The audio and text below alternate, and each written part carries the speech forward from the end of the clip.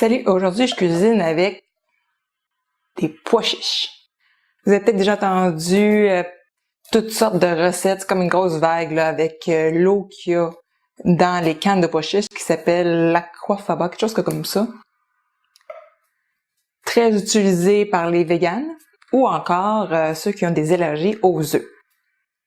Ça peut être utilisé pour faire des meringues par exemple. Ça, je ne l'ai pas encore testé avec les feuilles transfert, ce serait une excellente idée. Mais aujourd'hui, comme j'ai déjà fait des recettes de biscuits sans allergènes, je me suis donné comme mission d'essayer la fameuse glace royale aux pois chiches. La recette de glaçage que j'utilise habituellement ne contient pas d'œuf à la base, donc moi c'est la glace au sirop de maïs, mais elle ne permet pas de faire des bordures ou de l'écriture. Donc on va voir si ça fonctionne. Je me présente, je m'appelle Véronique, fondatrice de Biscuit Sugar, mais avant tout une créatrice de souvenirs sucrés avec mes biscuits décorés que j'envoie partout au Canada, ou encore je vous aide à créer des souvenirs sucrés pour vos proches avec le cours en ligne de biscuits décorés, ou encore l'envoi d'images comestibles pour que vous puissiez faire vos créations sucrées. Donc j'ai ma canne de pois chiches. J'ai la marque Primo parce que c'est ça qu'il y avait à mon épicerie tout simplement. Donc on va tester ça avec cette marque-là, voir si ça fonctionne, faire la glace royale sans œufs. Donc évidemment, on prend juste le liquide. Je vais le tamiser pour être sûr qu'il n'y ait pas de petits grumeaux dedans. Donc j'ai une tasse à mesure ici. Je vais juste le drainer. Je vais me mesurer 3 onces.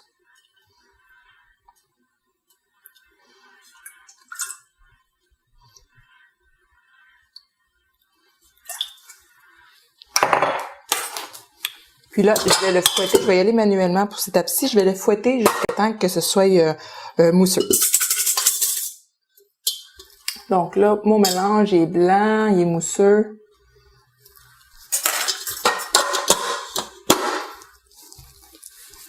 J'aime bien utiliser cet attachement-là pour faire ma glace royale. Vous pourriez prendre aussi le fouet.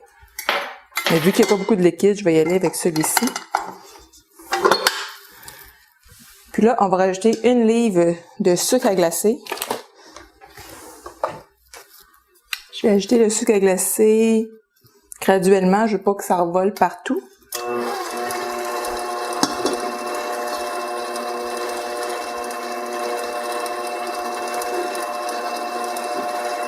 J'y vais à basse vitesse.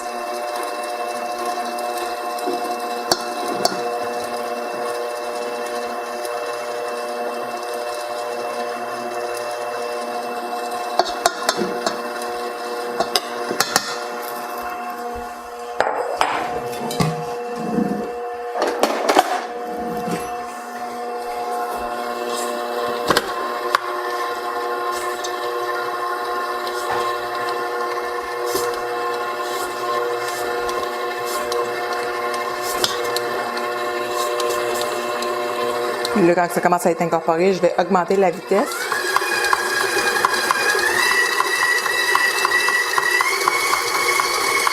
Puis je vais le fouetter jusqu'à temps que ce soit ferme. Là. Je vais également ajouter l'essence. Je vais y aller au goût, là.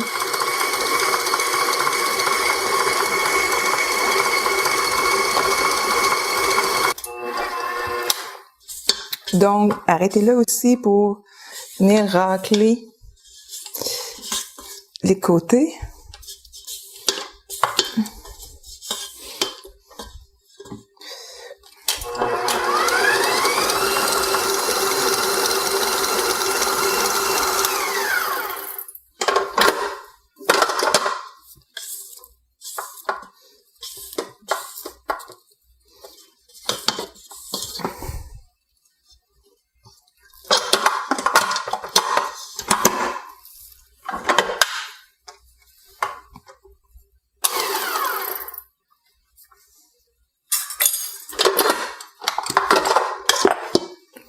Donc là, elle a l'air quand même d'avoir une belle consistance, là. Ça se tient. Je vais quand même l'épaissir un petit peu puis la colorer pour tester pour faire une bordure. Je vais utiliser du Fun Dust de Roxy Enrich pour le colorer.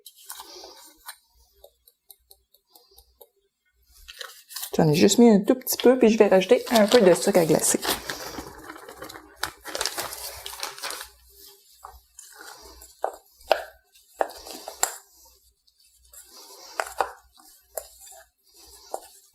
Ça se colore super bien.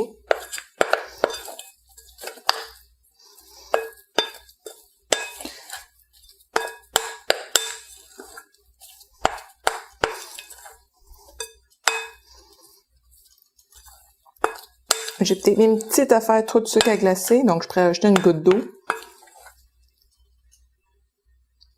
Bon, je vais quand même le tester comme ça. C'est une belle couleur, là. Ça se tient.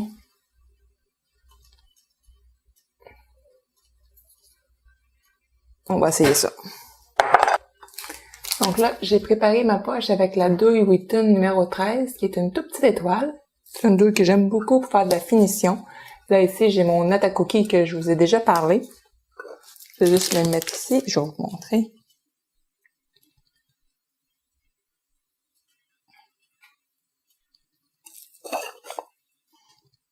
Évidemment, jouez avec l'épaisseur que vous avez besoin. C'est un petit peu plus liquide si vous voulez écrire. Là, c'est un peu épais. Quoique, je vais essayer quand même.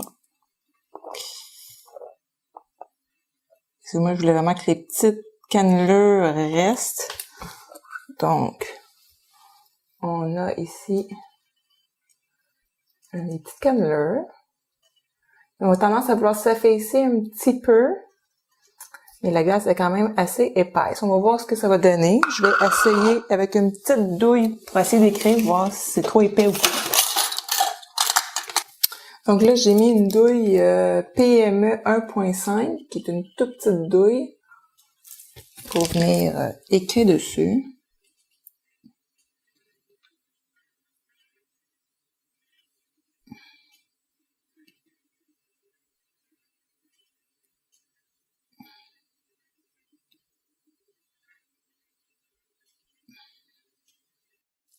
Je dois avouer que je suis vraiment surprise de la fluidité que ça a, même si elle est très épaisse. Je suis pas la meilleure en écriture, mais ça donne une idée. Puis tantôt, j'essayais des lignes. Je vais vous montrer. Je trouve que... je vais vous montrer. Tantôt, je faisais des lignes. Puis, c'était quand même fluide. Tu sais, ça a une belle...